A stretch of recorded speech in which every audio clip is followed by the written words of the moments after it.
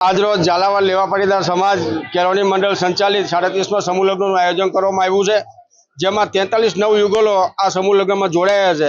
સૌ દાતાશ્રીઓના સહયોગથી આજે ઝાલાવાડના આંગણે ખૂબ ખુશીનો માહોલ છે અને ખૂબ સારા અને સરસ પ્રમાણમાં શાહી લગ્નનું આયોજન ઝાલાવાડ લેવા પાટીદાર સમાજ કેળવણી મંડળ સુંદરગઢ દ્વારા કરવામાં આવ્યું છે।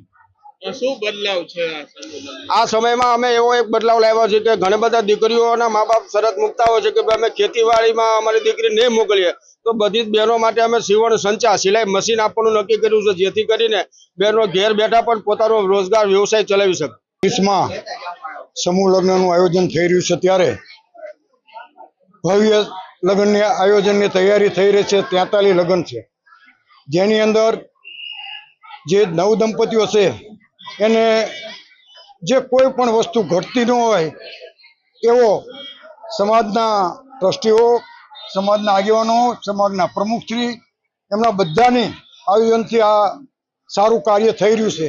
એમાં કદાચ આવતા ટાઈમમાં આથી પણ વિશેષ લગ્ન થશે અને આમાં અમે પહેલાં એક એવો ઠરાવ કર્યો હતો કે દીકરીઓની કદાચ શોર્ટેજ છે તો અન્ય જ્ઞાતિ એટલે કે બીજી જ્ઞાતિમાં કોઈ સંમતિથી આવતા હોય તો એને પણ અમે ઠરાવ કરીને સંમતિ આપી છે। એમાં પાંચ લગ્ન આમાં જોડાયેલા છે, એટલે આવતા ટાઈમની અંદર સારું ભવ્ય આયોજન થાય અને સમાજ ખૂબ પ્રગતિ કરી રહ્યો છે।